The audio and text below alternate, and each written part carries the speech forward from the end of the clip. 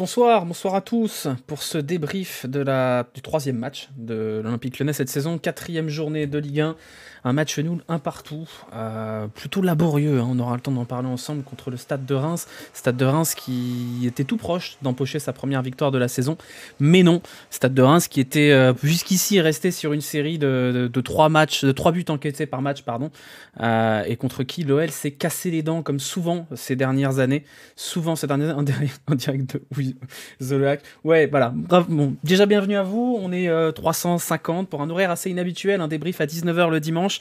On va essayer de faire ça pas rapidement puisqu'on a pas mal de choses à raconter. Comme d'hab, vous connaissez le principe. On va commencer par un débrief global du match. Ensuite, on passera sur les notes individuelles. On va sortir le plus beau paint pour faire ça ensemble. On parlera ensuite du Jurigno. On fera ça ensemble. Vous connaissez le principe. Plus 5, moins 5 pour 5 joueurs dans la rencontre. On fera un point mercato puisque le mercato se termine dans 72 heures, on fera, je vous rappelle, un live deadline mercato. Le mercato se terminera le 1er septembre à 23 heures. Donc on prendra l'antenne à 20 heures et on suivra l'actualité de la fin du mercato, que ce soit Lyon ou le reste de la Ligue 1 ou le reste de l'Europe, de toute façon, puisque ça risque d'être agité, en tout cas, on l'espère. Débrief Ligue 1, ce sera après en fin de stream, vous connaissez la chanson à force. Le replay, pour ceux qui arrivent à la bourre, sera disponible sur YouTube dans la foulée, donc probablement dans la soirée. Si vous êtes sur YouTube, comme je sais que vous êtes de plus en plus nombreux à regarder sur YouTube, n'oubliez pas de lâcher le petit pouce, ça fait plaisir, et de vous abonner à la chaîne et compagnie, c'est très important pour que ce soit référencé au mieux. Vous avez le lien de la chaîne YouTube qui va tomber dans le chat dans pas longtemps, mais sinon c'est la même chose, hein, c'est mon nom. Merci Vincent pour ton abonnement, très beau t-shirt à fleurs en hommage à votre tactique aura des pâquerettes. Effectivement, j'ai mis un petit haut à fleurs, voilà, ça nous change un peu. Je suis avec des gars de l'OL, on a des infos, et bah vas-y, donne Anto, on a toutes les infos. Voilà, merci pour le lien de la chaîne YouTube, merci beaucoup. Débrief du match, un partout, pour résumer un peu cette rencontre de façon très très concise. Une première mi-temps qu'on pourra aisément qualifier de cataclysmique. Rien à se mettre sous la dent pendant cette première mi-temps, c'était nul à chier, c'était une catastrophe et l'OL était bien chanceux de rentrer au vestiaire avec un score de 1-0. Il s'est rien passé, il y aura beaucoup de choses à dire sur les performances individuelles, mais on va aussi parler de la performance collective, parce que comme vous le voyez derrière moi, la question qui se pose après ce match contre Reims et qui va continuer probablement à se poser au fil de cette saison, c'est le train Peter Bosz. Voilà, le train Peter Bosz, on nous avait promis un TGV, ne serait-ce pas au final un corail intercité? Et moi, je vais vous poser la question, je vais vous faire un petit sondage. Est-ce que vous êtes toujours dans le train Peter Bosz? Voilà, est-ce que vous êtes toujours dans le train Peter Bosz? Et vous allez me répondre tout de suite. Parce que moi, je vous avoue, je commence à avoir un petit peu de mal, là. Oui, non. Allez, on va vous laisser 5 minutes pour répondre. C'est parti. Je quitte le train. C'est vrai que là, on est sur... attends, qu'est-ce qui se passe? Qu'est-ce qui se passe? Pourquoi j'ai pas... Ah, mais j'ai pas le droit de mettre pété. Bien, d'accord. J'ai pas le droit de mettre le mot pété. Voilà, c'est bon. Il me dit que le sondage respectait pas la ligne de conduite. Visiblement, j'ai pas eu le droit d'utiliser le mot pété dans le sondage. Merci Chomoul pour l'abonnement, merci beaucoup. Voilà, bon, débrief de la rencontre. Première période désastreuse. Deuxième période, pas mieux. Très franchement, pas mieux. Une deuxième période d'une tristesse assez folle. Et l'OL a chaté. Voilà, on a le droit de chater aussi avec un carton rouge. On va vraiment qualifier ce carton rouge de généreux. Alors, c'est très chiant ça. Carton rouge très très sévère pour Lopi du côté de Reims, qui a permis à l'OL de revenir à 11 contre 10. Ça n'a pas forcément amélioré le niveau de jeu de l'OL pour autant. Et on a chaté tout simplement un exploit individuel de Ryan Cherki dont on parlera, hein, parce que je vois qu'il fait beaucoup débat. Ryan Cherki qui a fait une entrée un peu cherkiesque. C'est-à-dire que beaucoup d'actions, beaucoup de déchets, puis finalement c'est lui qui donne l'étincelle, qui permet à l'OL de revenir un partout, et ça aurait pu être lui encore qui aurait donné la passe du 2-1 si Toko Ekambi, bref on va en parler plus tard. Voilà, ça manque d'un créateur sur le terrain, on en reviendra plus tard, mais effectivement moi je trouve qu'il y a quand même un problème collectif dans cette équipe. Il y a quand même un problème collectif dans cette équipe. Peter Bosz, c'est là depuis 1 an. Et vous savez que je suis le premier défenseur de Peter Bosz. Moi, j'ai envie de croire à Peter Bosz. J'ai envie parce que je trouve que l'humain est parfaitement sympathique et que le discours est intéressant. Et c'est déjà pas mal quand on voit de quoi on sort. C'est-à-dire qu'on n'avait pas forcément envie d'être gentil avec Rudy Garcia. On a envie d'être gentil avec Peter Bosz. Sauf que ça fait 1 an. Et autant on a dit... on a pu dire il faut lui laisser du temps, c'est vrai, ça prend du temps. Il n'a pas été aidé par le contexte en début de saison dernière avec le bordel, avec Juninho, avec le mercato un peu chaotique, avec les recrues qui s'intègrent pas, Boateng, Shaqiri, compagnie, c'était laborieux. Voilà, ça fait 1 an, et il n'y a toujours pas de patte Peter Bosz. Alors je veux bien qu'il y ait des considérations d'effectifs un peu compliquées, mais à un moment donné, l'effectif il est quand même pas si dégueulasse que ça. Et il y a des choix, il y a des lectures de matchs qui sont quand même un peu laborieuses. Hein. Ce qui m'énerve, c'est que semaine après semaine, on reparle toujours des mêmes probables. Effectivement, les pires, Tolisso et Toko. On aura le temps d'en parler, n'oubliez pas, hein, les notes individuelles, ça viendra après. Soyez pas trop pressés, les loulous. Ça viendra après tout ce qui est notation des joueurs individuels et compagnie. On en parlera après. D'abord, la performance globale, et ensuite, on s'attaquera au reste, ok? Vous êtes habitués, de toute façon, vous savez comment ça fonctionne à force. Voilà. Tu vois pas un peu comme Arteta. Alors le problème c'est qu'Arteta, on n'a pas les moyens à Lyon pour faire comme Arsenal à faire 4 ans de caca, quoi. Donc voilà, Peter Bosz, vous êtes où là? Vous êtes non à 58%. Vous êtes quand même 43% à vous maintenir dans le train Peter Bosz. Moi je commence à hésiter à descendre à la prochaine gare, car il y a des choses qui à mon sens sont un peu dramatiques. Le plan de jeu de base, j'ai du mal à comprendre l'idée de base quand on sait qu'on va jouer Reims. Reims qui est quand même une équipe qu'on pourra qualifier sans trop leur manquer de respect de chiante. Comment on peut choisir de mettre Tolisso et Jeffrey Adelaide dans l'entrejeu alors que ce ne sont pas deux joueurs extrêmement mobiles dans l'absolu.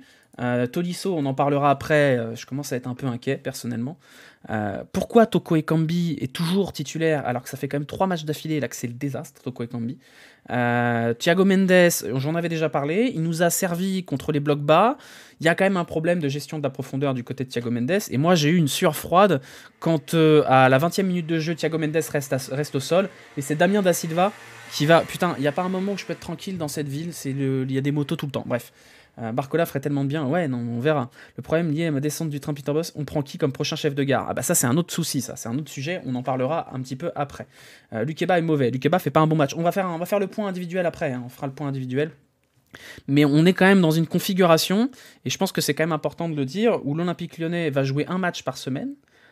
Les concurrents sont tous en Coupe d'Europe, et on doit, logiquement, quand on est l'Olympique Lyonnais, quand on a le budget de l'Olympique Lyonnais, qu'importe le mercato, viser à minimal podium. Est-ce que vous croyez au podium quand vous voyez cette équipe-là? Moi, j'ai du mal, j'avais déjà du mal. Le seul moment où cette équipe m'a fait me dire « Ah, il y a peut-être podium », c'est la deuxième période contre 3. Mais c'est 3. Vous voyez ce que je veux dire? Pour l'instant, c'est 3, c'est Reims, c'est Ajaccio. Qu'est-ce que ça va être après? Donc peut-être qu'il va y avoir un regain d'orgueil et de performance. Mais pour l'instant, les équipes que l'Olympique Lyonnais a affrontées sont toutes des candidates au maintien. Toutes. Et on va continuer quand on va jouer Auxerre à Angers, parce qu'Angers c'est quand même sacrément nul, et Auxerre c'est limité, même si ça, ils s'en sortent pas trop mal, Auxerre. On fera un point sur les résultats de la Ligue 1 après. Mais l'Olympique Lyonnais devrait être en mesure de viser le podium. Et même j'ai vu Sofiane sur Twitter qui disait que l'OL devait viser le titre. Pas le gagner, mais viser le titre. Alors c'est vrai que c'est illusoire et que bien sûr qu'on va pas viser à concurrencer le Paris Saint-Germain, sauf que c'est ce qu'a dit John Textor. John Textor a dit on doit viser à concurrencer le Paris Saint-Germain. Là on concurrence Strasbourg, là. Hein. Là on concurrence même pas le RC Lens. Vous avez vu le RC Lens? Le RC Lens, ils ont des bons joueurs dans leur effectif. Voilà, le sondage est terminé. 59% à descendre du train Peter Bosz. Ça commence à faire beaucoup. Mais je trouve que c'est pas si tant que ça. Lorient, c'est cette semaine. On sait pas encore. On sait pas encore. Le problème, c'est que voilà, vous pouvez me dire, il y a des problèmes d'effectifs, il y a Paqueta qui s'en va, Toko il est nul et compagnie, mais regardez l'effectif du RC Lens, ils ont des très bons joueurs, ils ont Seko Fofana, ils ont plein de bons joueurs, de joueurs majeurs, mais c'est pas non plus le Real Madrid, quoi. Donc à un moment donné, qu'importe l'effectif, Peter Bosz devrait quand même être en mesure d'imprimer un style, d'imprimer un tempo et d'imprimer un semblant de vie collective à cette équipe. Pour l'instant, ça fait 1 an, et il y a 1 an, il y a toujours rien. Il y a toujours une lecture du jeu qui est un peu compliquée. Honnêtement, les changements, ils sont pas bons. L'équipe de départ est pas bonne et les changements sont pas bons. Le seul changement qui change le match, c'est Cherki. Mais c'est une évidence, et encore une fois, Cherki, je ne suis pas certain qu'il faille le mettre sur une aile. Je pense que mettre Cherki sur une aile, on en parlera après, hein, c'est l'enfermer dans ses défauts et ne pas exploiter ses qualités. Mercredi 7 septembre, Lorient, d'accord, mais c'est bien... non, tu ne vais pas lancer Peter Bosz d'émission, parce que, comme on en parlait après, on va en parler après, si on enlève Peter Bosz, on prend qui? C'est toujours le même problème, on prend qui? Et le problème de fond, c'est qu'on peut taper sur Peter Bosz, mais taper sur Peter Bosz a raison, taper sur sa lecture du jeu, taper sur plein de choses qu'il fait, qui sont à mon avis pas très cohérentes, n'exonère pas le fait qu'il y a une structure à l'OL qui ne va pas. Vincent Ponceau et Bruno Chéroux, on pourra en reparler, il y a quand même un certain nombre de choses à dire dessus aussi. Gourvenec, prends Zach Nani, on va prendre Zach Nani, un trio Zach Nani, Willou et moi, voilà. Non mais voilà, c'est à un moment donné, si vous dégagez Peter Bosz, vous confiez le prochain entraîneur au trio Aulas, Chérou, Ponceau. Et est-ce que vous faites confiance à ce trio-là pour choisir le bonhomme pour l'Olympique Lyonnais après Peter Bosz? Moi, j'ai encore des doutes. Je suis pas certain que ce soit les bons. Donc voilà, à un moment donné, je sais pas si c'est... je suis pas convaincu par Peter Bosz, et je vous l'ai déjà dit en fin de saison dernière, je vous ai dit, moi, virer Peter Bosz parce qu'il fait 8ème, c'est pas que ça me dérange pas, c'est juste ok. Sauf que vous mettez quoi à la place? C'est-à-dire, vous dégagez la tarte au caca, mais si c'est pour avoir une poire à lavement à la place, c'est pas la peine. Donc voilà, moi je suis d'avis de peut-être pas continuer avec Peter Bosz, mais pour l'instant ça va, hein, on est à 2 victoires, 1 nul, mais à un moment donné, qui va venir à la place? Qui va venir à la place? Pochettino, hein, voilà. Donc voilà, à un moment donné, c'est toujours pareil, c'est-à-dire qu'on peut critiquer les choix du coach, et on va le faire, et on le fera avec grand plaisir. Malheureusement, c'est lui qui conduit, mais c'est pas lui qui choisit la voiture, vous voyez ce que je veux dire? Donc à un moment donné, voilà, on se paluche sur Franck Hez, a raison, et Franck Hez fait un boulot fou au RC Lens, mais Franck Hez, il a une cellule de recrutement autour de lui, qui lui fout la paix. Il a un staff qui est pas le même, et voilà, enfin à un moment donné, c'est un tout, et on peut reprocher au coach plein de choses, mais on est sur un enchaînement de coachs avec qui ça ne fonctionne pas. Silvino, ça n'a pas fonctionné, Rudy Garcia, ça n'a pas fonctionné, Peter Bosz, c'est en train de ne pas vraiment fonctionner, la mayonnaise a du mal à prendre. Donc à un moment donné, il faut peut-être regarder au-dessus. Juninho est parti, donc ça peut pas être le problème de Juninho. Donc voilà, à un moment donné, si c'est pour faire venir des mecs, c'est comme les joueurs, hein. C'est comme les joueurs. Vous avez Martin Terrier qui part de l'OL et il devient super fort à Rennes. C'est bizarre. Vous avez des joueurs qui arrivent à Lyon qui étaient super forts avant et qui deviennent dépressifs. Bizarre. Donc il y a un problème d'environnement et de structure dans ce club probablement. Bon, tout ça pour dire, on est en train de débriefer un partout. C'est pas un drame, c'est Reims. On sait que Reims c'est la bête noire de l'OL, mais c'est inquiétant quand même. C'est inquiétant. Rudy Garcia c'était le moins pire. Ouais, mais le problème c'est que Rudy Garcia, bon, bref, on fait caca dessus. Donc retour de Gouiri du coup. Vous voyez, Gouiri qui revient à Lyon, je suis à peu près sûr que ça viderait. Ça biderait. Et Le Penant, à un moment donné, pareil, il va rentrer dans le rang. Donc il y a un problème d'environnement dans ce club. Une des bêtes noires, oui, c'est vrai. Et tu es favorable à un retour d'Ishak Belfodil. En vrai, je prends hein, le retour de Pep. Non, mais bref, voilà pour le constat global sur ce match qui est que c'est laborieux. C'est très laborieux, et je pense que s'il y a un adjectif qui peut qualifier le début de saison de l'OL, c'est qu'au niveau des résultats, ça va. C'est 7 points sur 9, mais 7 points sur 9 contre Ajaccio, contre 3 et contre Reims, c'est le strict minimum quand même. On doit faire à minima 7 points contre ces équipes-là. Donc il n'y a pas de satisfaction à tirer de ça. C'est un soulagement plus qu'autre chose d'avoir 7 points sur 9.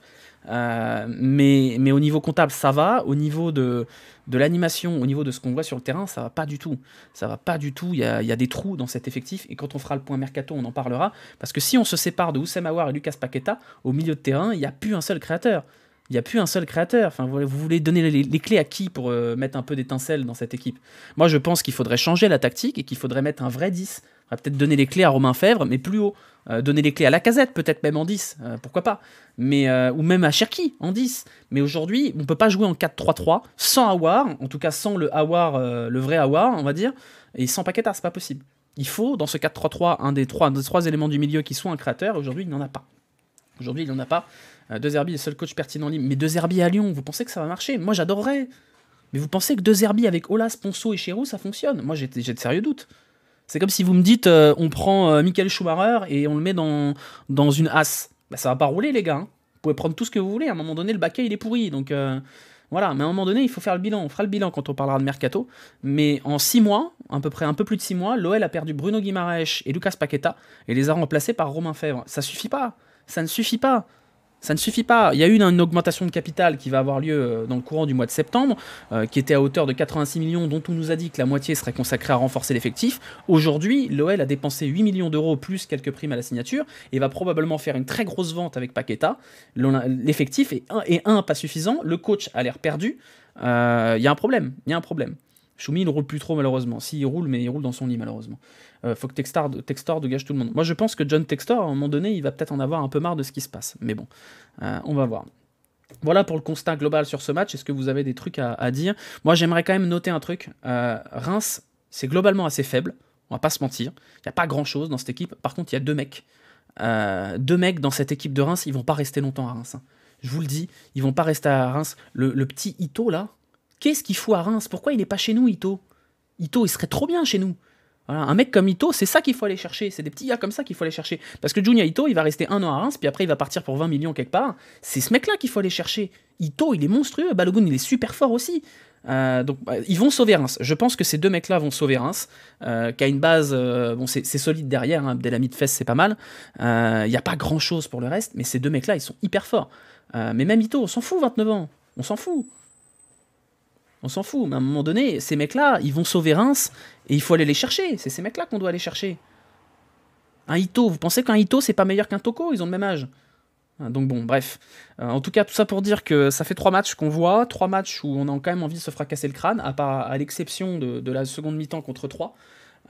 Et ce fracassage de crâne, il commence à être un peu fatigant, puisque ça fait 4 ans qu'on se fracasse le crâne, et 4 ans que ça a l'air de convenir à tout le monde. Il y a un problème d'ambition dans cette équipe. Il y a un problème d'ambition, les dirigeants ils doivent pas se satisfaire de ce qu'on voit. Ils voient 7 points, mais ce qu'on voit est pas bon. Normalement, quand on regarde ce match, on voit quand même qu'il y a des trous, il y a des problèmes. Il y a des problèmes. Il y a un problème au milieu de terrain qui est évident. Il y a un problème avec Toko. Qu'est-ce que Toko font? Enfin bref. Même âge, mais pas le même talent. Il faut juste dégager Toko. Non, faut pas juste ça. Pas juste ça. Faut remettre Aouar, Fèvre. Non, mais voilà, on va perdre Aouar. Aouar, je sais qu'il est contesté. Mais à un moment donné, si vous perdez Aouar, vous perdez quand même un élément clé de l'équipe qui est capable de créer des choses. Alors, pas tout le temps. Il est irrégulier, c'est vrai. Et parfois, il est décevant. Mais si vous virez Aouar et Paqueta, vous virez tout le sel du milieu de terrain. Vous avez que des joueurs défensifs, ou presque. Tolisso, je commence à avoir de sérieux doutes. Vraiment, c'est pas. On verra, hein. Peut-être que c'est parce qu'il a pas fait la prépa et que ça va revenir. J'aimerais en tout cas, mais Tolisso aujourd'hui, c'est pas bon. Boss out, Charlie In. Non, pitié. Chacun son taf. On demande pas. C'est pas parce que on trouve que le plat de tagliatelle il est trop cuit qu'on est un grand chef. Hein. Voilà, pas rassurant aujourd'hui, Tolisso. Non, mais voilà, on va faire les notes individuelles après. Hein. Vous connaissez la recette à force. Jeffrey Nalid catastrophique, on va en parler après. On va en parler. Toko out, oui, Toko, on en parle. De toute façon, Toko, c'est toujours la même grille d'analyse. C'est toujours la même chose. Toko, moi, on m'a accusé de m'acharner sur Toko. J'ai encore vu un mec dans les commentaires du tweet de Zach qui disait gna gna, Serious Charlie, il passe son temps à pisser dans le sens du vent, à s'acharner sur les joueurs. Bon, déjà, non, c'est pas vrai parce que Toko, vous êtes vachement violent avec Toko, c'est vrai. Et moi, je trouve que Toko, c'est pas mon football. Et je vous ai toujours dit, Toko, il pèse un certain nombre de buts sur la saison. Et donc, par ça, il sera indispensable. Sauf que là, c'est désastreux. Enfin, les 3 matchs qu'on vient de voir sont catastrophiques de la part de Toko. Et ça pose la question de savoir est-ce qu'il fait pas plus de mal à l'équipe que de bien par ses stats. Merci la Magre, merci beaucoup pour le. Si on écoute certains, il faut mettre Dembélé au placard parce qu'il prolonge pas. Ouais, non, mais ça c'est une autre chose. On va en parler après. On va en parler sur le plan mercato. Mais les mecs qui veulent mettre Dembélé en CFA, vous êtes le PSG ou quoi? Ça va pas bien, hein, bref. Il pèse plus rien du tout. Pour l'instant, ouais. Toko sans les stats, il face pick. Non, mais voilà, on aura le temps d'en reparler après. Beaucoup de déchets techniques dans l'ensemble. La première mi-temps est quand même catastrophique. Il y a des choses en première mi-temps, il y a des passes. Jeffrey Nadalid, j'ai rarement vu. Et ça m'emmerde parce que j'ai envie d'y croire, moi, Jeffrey Nadalid. J'ai envie de croire que ce mec-là va revenir au plus haut niveau et va se remettre de ses doubles blessures. Il s'est fait 2 fois les croisés, Jeffrey Nadalid, c'est dur quand même. Mais la première mi-temps de Jeffrey Nadalid, c'est probablement l'une des performances les plus désastreuses que j'ai vues d'un joueur de l'OL qui était titulaire. Et ça m'a rappelé Rachid Ghezal contre l'OM en 2014, qui me semble est, à mon sens, jusqu'ici, la performance la plus incroyable que j'avais vue d'un joueur en termes de désastre sur 45 minutes. Jeffrey Nadalid, là, il y a... Waouh, la vache. Et pourtant, Jeffrey Nadalid en prépa, c'était pas mal. Moi, je pensais qu'il avait les épaules pour au moins jouer un rôle dans la rotation. Mais si dans la tête de l'Olympique Lyonnais et de Peter Bosz, Jeffrey Nadalid doit être le remplaçant de Lucas Paqueta, on va avoir des problèmes, les gars. Parce que Jeffrey Nadalid, là, sur ce match-là, il n'y a rien. Hein. Il n'y a rien. C'est lent, c'est techniquement à la rue. Alors, je pense que c'est pas représentatif du niveau du joueur, hein, bien sûr. Mais c'est inquiétant quand même. C'est inquiétant que dans un milieu à 3 qui est composé d'un gamin de 19 ans et de 2 tauliers, hein, on va dire ça comme c'est. Hein. Jeffrey Nadalid, c'est un joueur qui jouait déjà à Arsenal alors qu'il était très jeune. Et Tolisso, il est champion du monde. C'est dommage, enfin c'est problématique que dans un milieu à 3 qui est composé de 2 joueurs très expérimentés et d'un bébé, ce soit le bébé qui occupe tout l'espace. Alors Le Penant, il a baissé de rythme en deuxième période, mais sinon, c'est pas lui qui doit prendre toute la lumière, c'est un problème quand même. Pas mal le petit Jean-Marie Le Penant. Voilà, quitte à mettre JRA, alors, quitte à mettre ce JRA là, autant mettre Cherki, autant mettre El Harouche, ça pourra difficilement être pire. Merci Achnou pour le Prime, merci beaucoup, on va remonter à 675, vous êtes des rois. Ou Fèvre, ouais, Fèvre. Tu dois considérer l'aspect physique sous boss qui s'en prenne une vraie clé de lecture pour nos soucis. C'est vrai ça, c'est vrai qu'il y a un problème physique quand même. Mais je sais pas, il y a beaucoup de problèmes, il y a beaucoup trop de problèmes pour que ce soit normal. Il y a un problème de fond dans cette équipe, et moi j'ai peur que le coup près tombe quand on va arrêter de jouer des équipes de second rang, parce que là c'est des équipes de Ligue 1,5, hein. Sans leur manquer de respect, enfin si un petit peu quand même malheureusement, mais Ajaccio, les Stacks, Lorient qu'on va jouer du coup dans pas longtemps, Auxerre et Angers, c'est pas des équipes c'est pas des concurrents, c'est des équipes de Ligue 1,5. Voilà, voilà. C'est des équipes qui naviguent entre la 12e et la 20e place. Reims, ça fait exception en finissant 5e ou 6e, je sais plus, il y a quelques temps, mais sinon c'est des équipes qui sont largement en dessous de l'OL, et autant c'est pas un drame d'être en difficulté face à une ou deux de ces équipes, autant on devrait normalement dans l'absolu, avoir des matchs tranquilles contre ces équipes-là. On devrait, normalement, une équipe de Reims qui a pris 9 buts en 3 matchs, on ne devrait pas galérer jusqu'à la 85e minute pour réussir à arracher un but un peu sur un malentendu, sur un centre. Il n'y a pas eu d'occasion de but pour autant. Il y a eu combien de matchs? Il est à quel moment le but? 86e. Il y a eu 5 minutes de foot côté lyonnais sur ce match. Tranquille, le mépris. Non mais, c'est pas une question de mépris, c'est des équipes qui jouent le maintien tous les ans. Reims peut-être un peu moins, mais contre des équipes qui jouent le maintien, à un moment donné, tu dois quand même être capable de dominer. Juste dominer. On ne demande pas écraser la rencontre. On ne veut pas le PSG. On ne veut pas que le PSG répète le PSG qui met 7 buts à tout le monde. Juste dominer.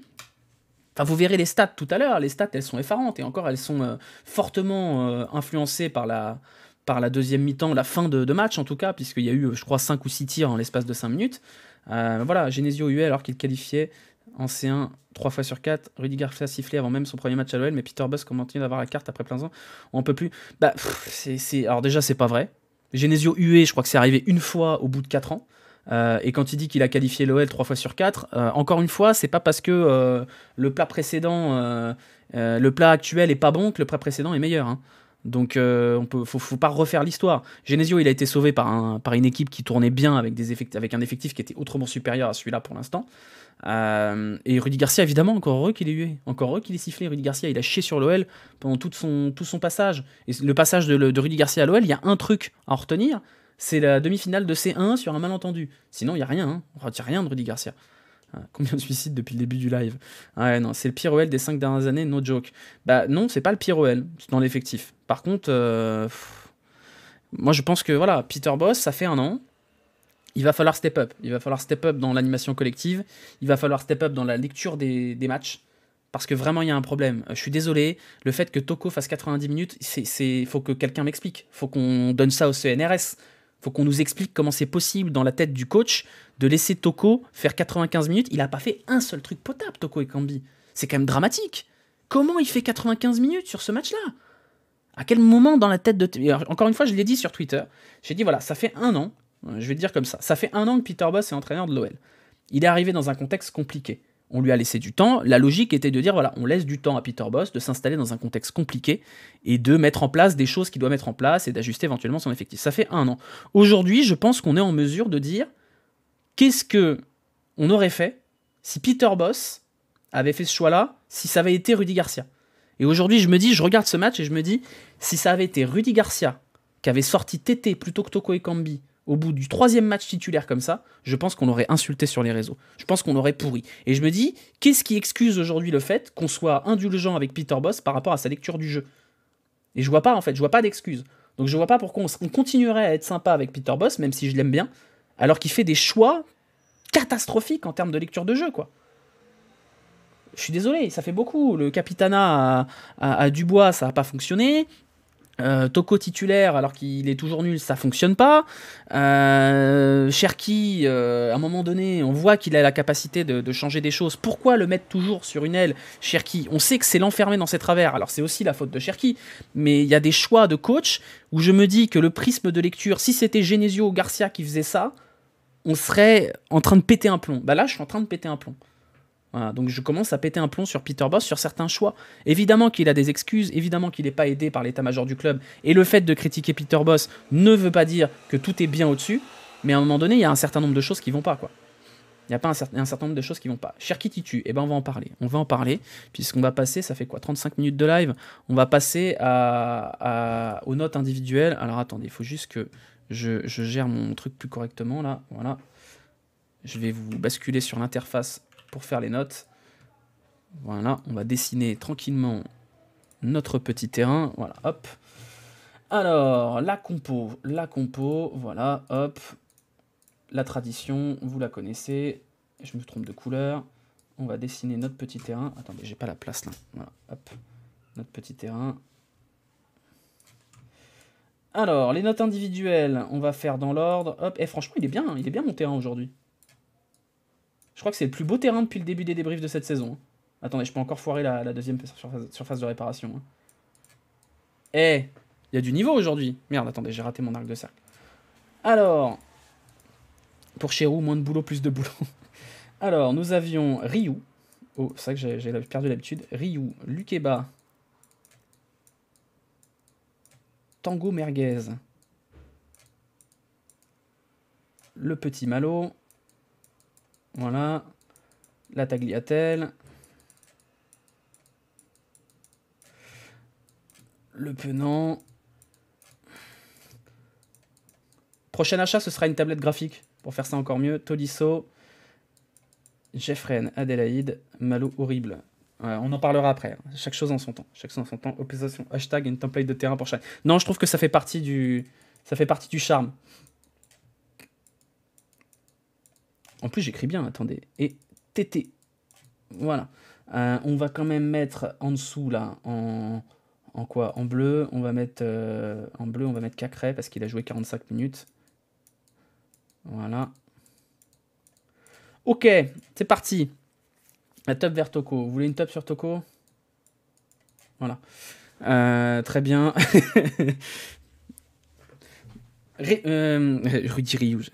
Ryu, plutôt satisfaisant dans l'absolu. Plutôt satisfaisant. Ryu, il a pas eu... Alors si, il a eu des choses à faire quand même. Je l'ai trouvé plutôt rassurant. Et alors pour le coup, Ryu, il y a une action à mon sens qui est activer la caméra. Mais je l'ai pas... Ils sont pas là les chats. Je suis désolé, ils sont pas là. Faudra te rembourser, Pichmoulex. Ryu, je l'ai trouvé pas mal. Notamment sur la sortie où il y a péno. Enfin, il y a péno. Où le péno est sifflé puis annulé. Alors c'est peut-être une mauvaise langue parce qu'on va faire de la science-fiction. Je trouve, et vous allez comprendre ce que je veux dire, je trouve la sortie de Ryu sur le penalty là, très propre. Vous voyez ce que je veux dire? Donc voilà, je l'ai trouvé plutôt rassurant. Ryu, on a tapé dessus. On a été un peu méchant avec lui parce qu'il est vieux, parce qu'il n'a pas le niveau Ligue des Champions, on va pas se mentir. Il n'y a jamais péno. Non, il n'y a pas péno. Il n'y a pas péno, ce que je veux dire. Je le trouve très propre, justement. Vraiment, il y va tout doux, il enlève ses bras et compagnie. Et je trouve que justement, c'est une sortie intelligente de la part de Ryu. Et vous voyez très bien ce que je veux sous-entendre par rapport à ça. Voilà, Lopez aurait cartonné Balogun. Je suis pas certain qu'Anthony Lopez aurait fait une sortie plus propre que ça. Mais voilà, je trouve que Ryu a été plutôt rassurant. Et on lui a tapé dessus. On n'espérait pas grand-chose de Ryu. Et d'ailleurs, je pense que lui non plus n'espérait pas grand-chose. À part être troisième gardien éventuellement. Plutôt rassurant. Alors, il n'y a pas d'arrêt monumental. Mais je pense que Ryu, il mérite bien son 6. Voilà, c'est un détail. Il n'oublie pas de se retirer. Ouais, voilà, il se retire, c'est bien. Donc voilà, Ryu plutôt rassurant, ce qui est déjà pas mal. Hein. On n'a pas eu beaucoup de choses rassurantes pour le moment dans cette équipe. Donc Ryu plutôt rassurant sur ce match-là. Il a fait une sortie de kata. C'est pas... Oui, après, voilà, on en a gros. Le but, il peut rien faire. Le but, il peut pas faire grand-chose. La tête est magnifique. Le reste, plutôt rassurant, plutôt honnête. Jeu au pied, pas ouf, mais ça va. Voilà, au niveau des arrêts, c'est compliqué. C'est pas le match où il aurait été le plus mis à contribution sur son talent pur de gardien. Donc voilà. Par rapport à Pollersbeck, je le trouve nettement meilleur. Moi, je le trouve meilleur que Pollersbeck, ouais. Voilà. Dans l'ordre, on va commencer par Lukeba. Lukeba, c'était pas bon. Faut le dire. Lukeba qui a souvent été hyper rassurant. Là, c'était pas très bon. Donc, je pense qu'on peut pas mettre la moyenne à Lukeba sur un match comme ça. Je crois qu'on voit la fenêtre. Non, qu'est-ce qu'on voit là? Oui, c'est ça, on voit la fenêtre. Hop là. Lukeba, je pense qu'il est... c'est peut-être un des plus mauvais matchs de Lukeba depuis qu'il est titulaire à Lyon. Je l'ai trouvé très très très frileux en défense, un peu perdu. Il s'est vraiment fait martyriser par les deux attaquants rémois. 3 ou 4, ouais, on va mettre 3,5 parce que vraiment je ne l'ai pas trouvé bon. C'est décevant de la part de Lukeba. On va mettre 3,5. Ça me semble faire, puisqu'on a souvent, pas surnoté, mais très bien noté Lukeba par rapport aux espérances. Lukeba, on commence à avoir beaucoup d'attentes sur lui, et je trouve que c'est un mauvais match de Lukeba. C'est son pire match depuis 3-0 Angers, ouais. Sa première période à Lukeba est quand même assez laborieuse. Thiago Mendes, c'est un peu pareil, c'est-à-dire qu'il a été en difficulté pendant toute la rencontre, et sur les centres. Sur les centres, ça va pas, Thiago Mendes. Et il y a toujours cette frayeur de se dire, attendez, on n'a que ça en défense centrale, on n'a que ça. Thiago Mendes, 3 ou 4? 3 ou 4, Thiago Mendes, vous lui mettez 3,5? 4? Ouais, 4, allez. 4. Charnière centrale, on l'avait dit, hein, c'est pas rassurant. Autant Lukeba me semble armé pour tenir toute la saison, autant Thiago Mendes, je continue de penser qu'il va nous être très utile contre les blocs bas qui n'ont pas envie de jouer au foot. Mais quand on est contre des attaques comme ça, là, des attaques hyper rapides, des phases de transition très très dures où il faut avoir une lecture du jeu de vrais défenseurs, Mendes il est léger là-dessus. Il est léger là-dessus et il n'y a pas de backup. Je suis désolé, c'est pas normal que Da Silva soit encore l'option derrière cette charnière-là. Enfin, à un moment donné, c'est quoi l'ambition de l'OL, quoi? C'est quoi l'ambition de l'OL? Putain, la charnière, c'est Lukeba, Thiago Mendes, et derrière, c'est Da Silva. Mais on joue quelle place? On joue quelle place? On est censé jouer le podium avec ces trois-là? C'est pas suffisant. C'est quoi l'ambition? Et Diomandé, il est où? Bah, Diomandé, il devrait rester à l'OL, hein. Mais il est où dans la hiérarchie, Diomandé? Qu'est-ce qu'on en fait de Diomandé? Est-ce qu'il est blessé? Est-ce qu'il est au niveau? Est-ce que Peter Bosz compte dessus? Il y avait des rumeurs de prêt de Diomandé. Mais est-ce qu'on peut se permettre de prêter Diomandé? Ça va pas. Boateng est mort. Ah bon, on sait pas. Bon, Boateng, je sais pas. Il a dit qu'il se sentait bien à l'OL. Je pense qu'il se sent bien avec son salaire à l'OL, puisqu'il est complètement cramé. Mais voilà, à un moment donné, va venir un moment où on joue pas de Coupe d'Europe et on va se retrouver avec Damien Da Silva titulaire. Mais on a envie de crever. Ça suffit. Donc à un moment donné, ça aussi, c'est un sujet. Ça aussi, c'est un sujet. Malo Gusto, alors, paradoxalement, la première mi-temps, c'était pas si mauvais que ça. Mais il a sombré comme tous les autres, hein. Malo Gusto qui a... Alors pas un seul... Merci Largotom pour le prime, merci beaucoup. Malo Gusto, pas un seul centre potable. Il a vraiment été mauvais sur les centres. C'est pas le pire joueur de la rencontre. Mais clairement, il n'a pas été au-dessus. Et je pense qu'à un moment donné, va se poser la question de la capacité à Malo Gusto à enchaîner tous les matchs. C'est tous les matchs, comme dirait Frédéric Antonetti. Malo Gusto, il va lui falloir un peu d'aide aussi. Il va lui falloir une doublure, il va falloir quelqu'un pour le faire souffler, parce qu'il ne tiendra pas toute la saison 95 minutes comme ça par match. Voilà, donc les centres pas ouf, les tirs pas ouf non plus. Malo, voilà, un peu décevant, on va mettre 4. Très souvent mis dans le vent par l'ailier. Ouais, il s'est fait un peu, tarter la gueule quand même, Malo, par Balogun. La première mi-temps est bonne pour Malo. Ouais, mais elle est bonne dans un marasme. Donc forcément, il sortait du lot parce que tous les autres étaient catastrophiques. Mais Mendes, on a parlé de ses coups francs. Non, mais c'est ça le problème. Vous voyez, c'est qu'il en a marqué un. Donc maintenant, Mendes, il pense que c'est Juninho. C'est un peu comme Toko, il a marqué un but, donc il pense qu'il va en marquer 50. Moi, je pense que Malo, il va y avoir un problème physique à un moment donné. Il va y avoir un problème physique et que ça va poser un vrai problème et qu'il faut une doublure à Malo Gusto. Il en faut une. Lomami, ça va pas suffire. Il va falloir quelqu'un qui puisse jouer 10, 15 matchs, qui puisse rentrer 30 minutes, 20 minutes pour le faire souffler. Il donne tellement Malo Gusto physiquement qu'à un moment donné, soit il va être cramé, soit il va se blesser. Et s'il se blesse, bon courage. S'il se blesse, bon courage. Donc voilà. On va recruter Julien Bernard. Tagliafico, il y a un problème. Tagliafico, il y a un problème. Il fait pas un match désastreux, hein. Mais Tagliafico, il y a un problème, et on l'avait déjà identifié ce problème. C'est la zone dans laquelle il joue. Et à un moment donné, il y a un problème sur tout ce côté. Tout ce côté, il y a un problème, c'est-à-dire que cette zone-là, là, elle est jamais occupée. Toute cette zone-là, elle est vide. Elle est vide parce que Tagliafico, il va toujours là, et Toko, il est toujours là. Et il n'y a personne dans cette zone-là. Et Tagliafico, jamais il prend l'aile. Jamais. Il joue toujours dans l'axe. Toujours. Et en fait, quand il joue dans l'axe avec Toko, il joue à l'envers. Mais à un moment donné, il devrait aussi être capable de se rendre compte, Tagliafico, qu'il écarte pas assez. Donc effectivement que le problème, je suis d'accord avec vous que c'est Toko, dans l'absolu, parce que Toko joue jamais avec lui. D'ailleurs, Tagliafico a bien compris, il arrête de monter maintenant. Mais il y a un problème. Il y a un problème. Au-delà du problème Toko, il y a un problème Tagliafico-Toko. On ne peut pas faire jouer ces deux-là ensemble, ça ne fonctionne pas. Ça fait 3 matchs que ça ne fonctionne pas, ça ne fonctionnera pas. Donc soit il faut changer quelque chose ici, peut-être que c'est Enrique la solution, honnêtement je pense pas. Soit il faut changer quelque chose ici, et probablement qu'il faut changer quelque chose ici. Le peu de fois où il a dédoublé n'était pas servi. Ah ben moi à la place de Tagliafico, je monte pas, hein. Mon copain devant il veut pas jouer avec moi, bah il a qu'à jouer tout seul, hein. Donc bon, après il y a une qualité de centre qui est un peu en dessous du côté Tagliafico. Il n'a pas été bon, L'Ajax, c'est comme City, il y a des latéraux qui rentrent intérieur. Ouais, mais à un moment donné, c'est bien de se prendre pour jouer au Cancelo, mais on n'est pas Manchester City, quoi. Donc il va falloir quand même que Tagliafico comprenne que cette équipe... Alors après, c'est peut-être des consignes, hein, mais cette équipe-là, quand on rajoute Toko, elle est aspirée dans cette zone-là, là, et on a besoin que lui vienne occuper cette zone-là, là. Sinon, on va pas y arriver. Et d'ailleurs, on n'y arrive pas, scoop. Voilà, donc je pense que Tagliafico, c'est pareil, hein, il mérite pas la moyenne, on va lui mettre 4. Neutre comme Emerson, ouais, neutre moins. Hein. Neutre pas ouf. Hein. Toko doit manger la ligne si le latéral repique à l'intérieur. Complètement. Et c'est d'ailleurs c'est pour ça que ça marche quand c'est Barcola. En défensif et en barbecue, c'est pas mal Tagliafico. Ouais, défensivement, oui, mieux que les premiers matchs en tout cas. Donc on verra, hein. Mais le problème, c'est que si le but c'est d'avoir un Tagliafico défensif pour que Toko puisse faire ce qu'il veut, bah ça marche pas, hein. Ça marche pas vraiment. Toko, il centre pas du tout. Ah oui, non, mais ça, on est d'accord. Barcola avec Tagliafico, ça marchait bien. Moi, je suis curieux de voir ça. Je suis curieux de voir ta Barcola. De toute façon, on va parler du cas Toko assez rapidement. Le Penant, je pense que lui, pour le coup, c'est peut-être un des seuls joueurs de l'effectif qui mérite la moyenne sur ce match. Le Penant, meilleur joueur de l'équipe, mais c'est pas non plus un grand match de Le Penant. Il a pioché en seconde période. Je pense que c'est physique aussi. Et ça confirme un truc qu'on disait, hein. C'est que Le Penant, il va avoir besoin aussi d'un backup. Il va avoir besoin d'un 6 pour l'aider, pour le faire souffler. Il joue à son niveau. Ouais, il est à son niveau, Le Penant. Le Penant, pour moi, c'est 6 ce soir. Et je pense qu'on peut le souligner en jaune parce que c'est le meilleur joueur de la rencontre à mes yeux. Trop de déchets, des passes faciles loupées. C'est un 6, comment dire. Je suis d'accord avec toi, ça vaut 5,5, mais c'est un 6 d'encouragement.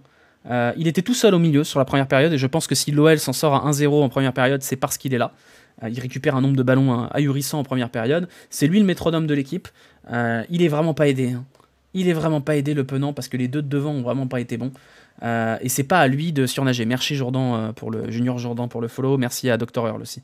Le pauvre gamin est envoyé à l'interview à la mi-temps alors qu'on a 0 tir cadré. Non mais ça c'est pas un cadeau non plus. Il est jeune, il vient de Ligue 1. C'est déjà un miracle, on va pas se mentir. C'est un miracle que Le Penant soit au niveau Ligue 1. C'est un miracle.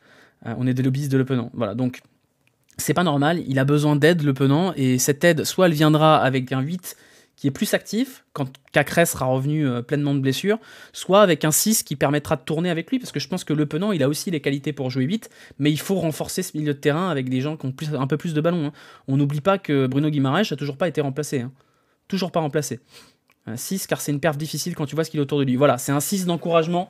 C'est pas un 6 hyper objectif, parce que franchement, Le Penant, c'est pas non plus un match ultra brillant, et surtout sa seconde période a été un peu laborieuse, et je pense que c'est physique aussi, et il y a un problème physique global dans cette rencontre.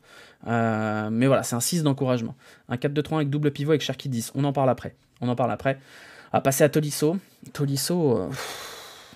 Déjà, le match précédent, il y avait un problème de mobilité, Tolisso, j'ai l'impression.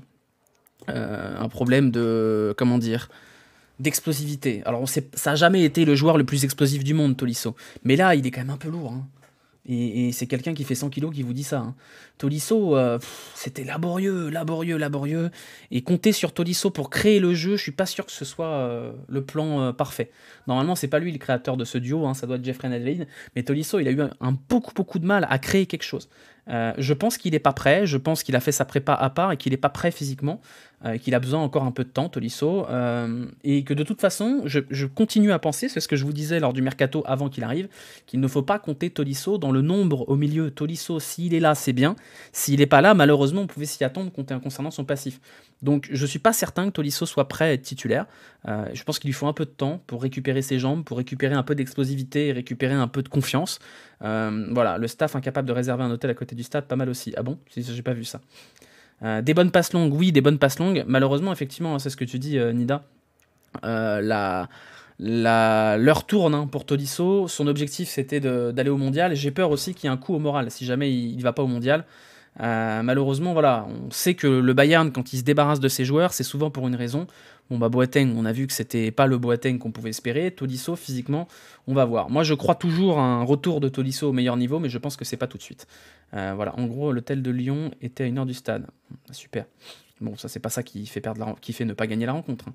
Ah, je pense qu'il manque de rythme, et je pense aussi que c'est pas un cadeau de le mettre aussi haut sur le terrain, et on parlera après des ajustements tactiques.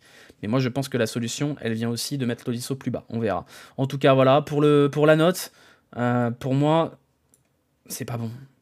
C'est pas bon, Tolisso. Il a pas pesé sur la rencontre. Je l'ai pas vu, en fait. Je l'ai très peu vu.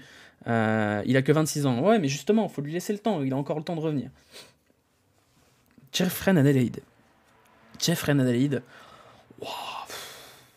Catastrophique, Jeffrey Adelaide. J'ai pas souvenir d'une seule action potable de Jeffrey Adelaide sur cette rencontre. Et c'est quand même problématique. Jeffrey Adelaide, on avait des doutes. Sa prépa était pas mal. Mais en fait, la vraie question, il y a 3 possibilités pour Jeffrey Adelaide.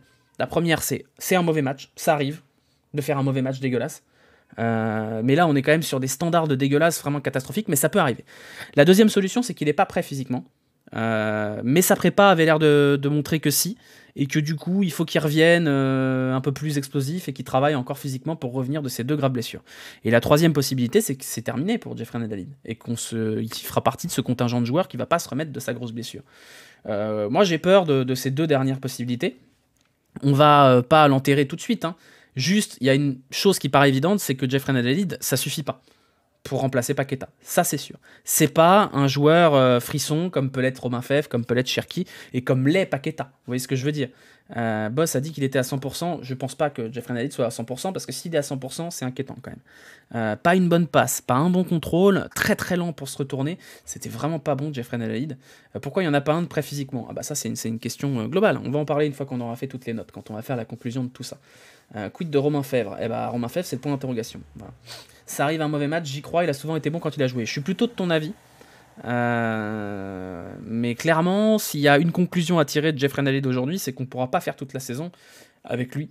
Même s'il revient à un bon niveau, je serais quand même très surpris que ça suffise à remplacer Paqueta.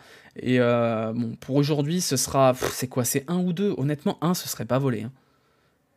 1, ce serait pas volé parce qu'il n'y a rien dans le match de Jeffrey Nadalid. Hein. Il n'y a vraiment rien. Hein. Donc je pense qu'on peut mettre 1. Ça me semble malheureusement pas volé. Cacré, entrée pas super brillante, et Cacré, il a quand même sacrément chaté que l'arbitre soit sympa, hein, parce que Cacré, ça peut aller au vestiaire au bout d'un quart d'heure. Donc Cacré, c'est pas une bonne entrée, hein. C'est pas une bonne entrée. Moi, je mettrais 3,5, ouais. Je mettrais 3,5. Pas loin du rouge. Il l'aurait pas volé, son rouge, très honnêtement. Quand il fait la faute, moi, je suis sûr qu'il prend deuxième jaune. Ça doit être 0 pour 10 minutes de jeu, Cacré. Pas du tout dans le rythme. Le premier jaune de Cacré est quand même sévère. Je suis pas d'accord, il est normal. Et le deuxième jaune est JRA pas pire que Tolisso. Oh si. Oh si, parce que c'est lui qui a les clés. Allez, si vous voulez, on met 1,5. Voilà, on met 1,5 pour JRA. Cacré, il a rien changé, il a fait une tuer le match, donc 3. Ouais, ça se défend. Ça se défend comme analyse. TT maintenant. TT, qui a été moins bon que d'habitude. Pour une fois, il fait pas ses stats, TT. Maintenant, c'est toujours celui qui est capable de dynamiter un peu cette équipe. Je comprends pas le fait de l'avoir sorti. Je comprends vraiment pas. Hein. C'est ton meilleur joueur de très loin sur les 3 premiers matchs et tu le sors. Alors, TT, voilà. C'est pas un bon match hein, de TT, d'accord. Mais voilà, on l'a très peu vu tout de même. Oui, je pense que TT, on peut lui mettre 4. Hein. Non, la moyenne, vous êtes trop gentil. La moyenne, c'est trop. C'est trop pour TT qui a rien fait sur ce match. Maintenant, je comprends pas la logique de sortir ton élément de dynamite quand tu es en échec dans cette rencontre.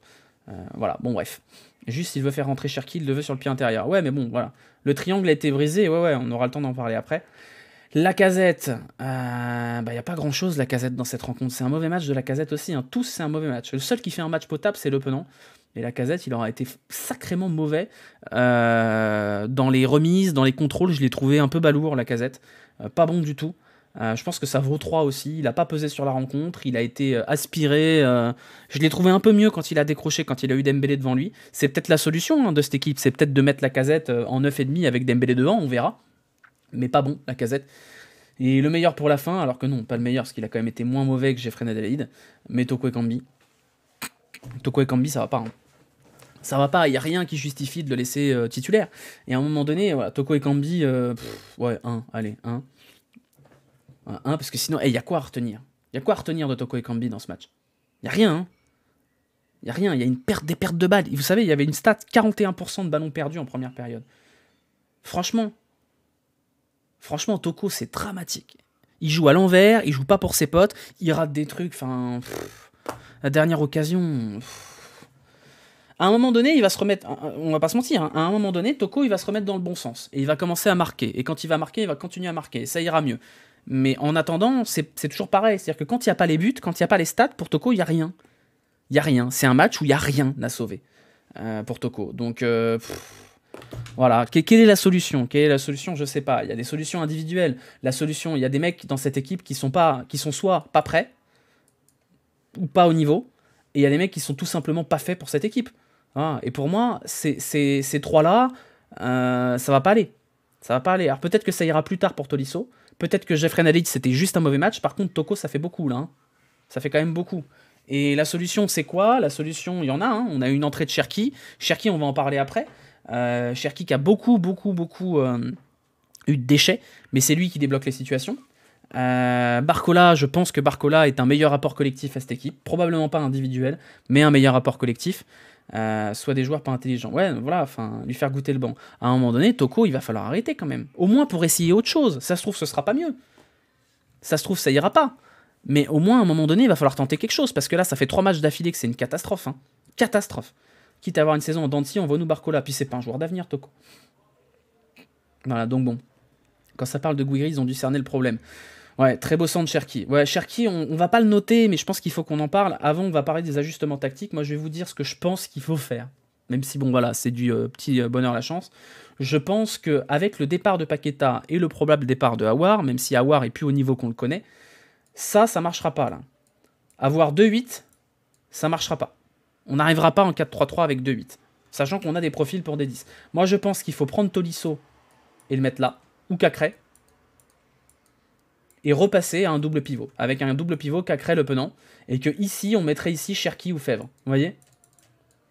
Et là, on aurait un certain équilibre. Là, je vois quelque chose qui est de cohérent dans cette équipe. Parce que je vois pas quelque chose de cohérent à avoir 2 box-to-box et pas de créateur. Sans Paqueta, ce système-là, il n'est pas vivable. Il n'est pas viable, ce système-là, sans Paqueta. Donc je vois pas comment c'est possible. Pour moi, le 4-2-3-1, à partir du moment où Paqueta et Aouar s'en vont, le 4-3-3 n'est plus viable. Le 4-3-3 n'est plus viable. Donc il faut repasser à un double pivot. Je pense que Tolisso sera plus à l'aise dans un double pivot où il sera plus bas, où il aura moins la responsabilité de créer l'étincelle. Et je pense que Cacré aussi sera mieux dans un double pivot où il n'a pas la responsabilité à lui seul d'aller récupérer les ballons. Et c'est surtout un système qui nous permettrait d'exploiter au mieux les qualités de Cherki et les qualités de Fèvre. Et donc Cherki, il faut en parler. Ok, moi je suis honnêtement au bout de 10 minutes de rentrée de Cherki, j'ai envie de me défenestrer, j'ai envie de me taper la tête contre le mur. Parce que Cherki, j'adore Cherki. Je dis toujours ça en préambule parce que sinon vous vous énervez. Il y a plein de mecs sur Twitter qui sont venus coter mon tweet en disant alors t'ouvres-moi ta gueule et tout ça. C'est pas parce que Cherki fait un bon centre que ça efface les trucs qu'il fait avant. Alors oui, c'est le seul à tenter des trucs. Et c'est le pire que ça, c'est le seul capable de tenter ces trucs-là.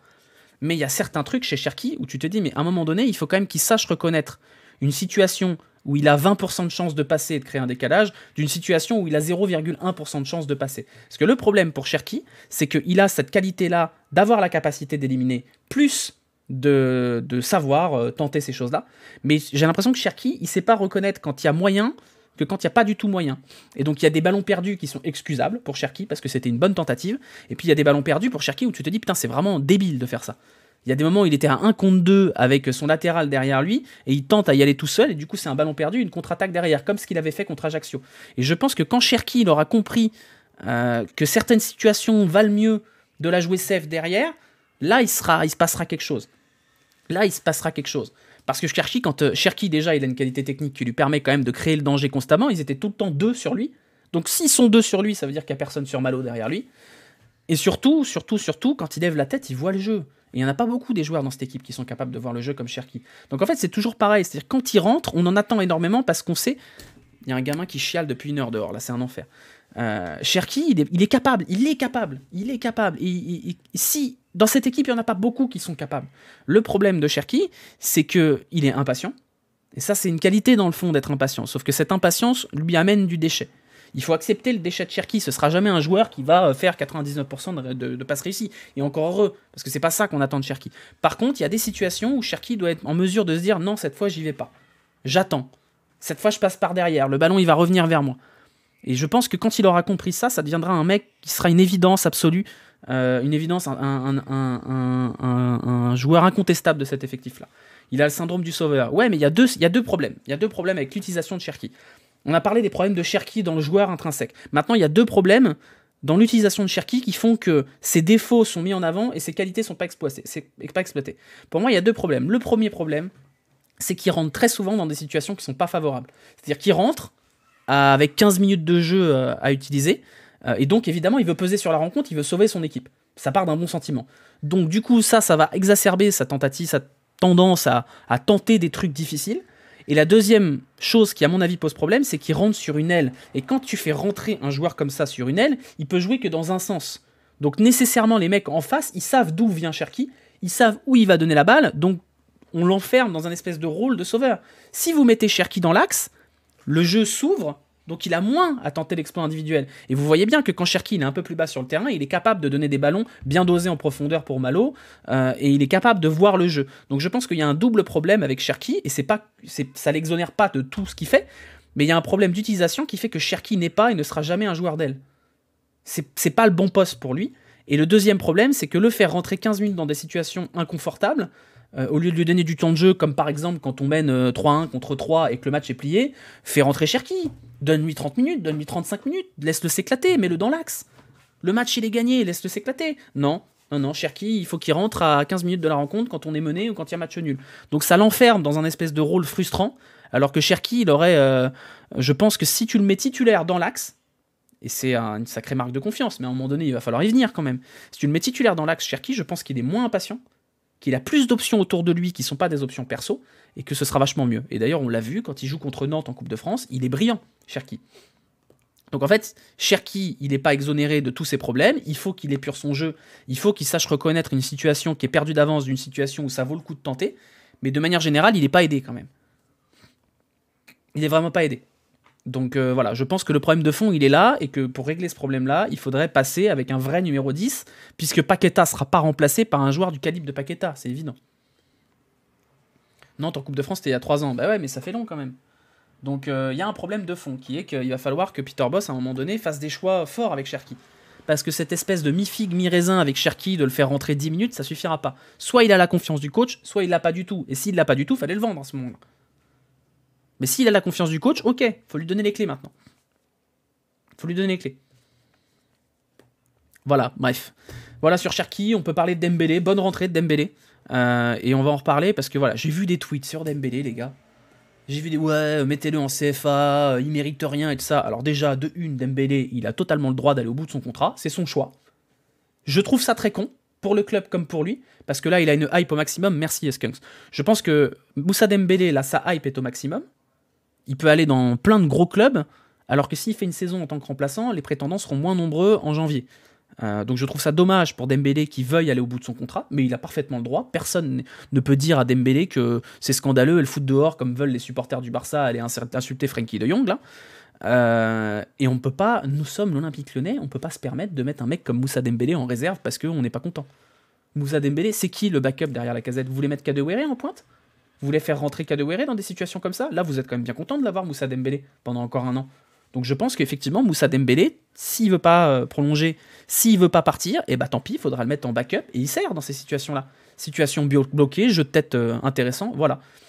Si tu peux regarder le tweet de Olas, on va regarder le tweet de Olas si vous voulez. Qu'est-ce qu'il nous raconte, Jean-Michel Aulas? Alors, tweet de Jean-Michel Aulas, qu'est-ce qu'il raconte? Vous vous êtes pas fait avoir par Kentinho par hasard? Vous êtes sûr que vous n'êtes pas fait avoir par un compte fake, les loulous? Parce que le premier truc que je vois en tapant Olas, c'est Kentinho. Jean-Michel Aulas, il a pas tweeté depuis le 12 août. Hein. Vous vous êtes fait avoir par Kentinho. Eh, les gars, c'est vraiment pas dur de regarder un arrobase. Hein. C'est vraiment pas dur. Hein.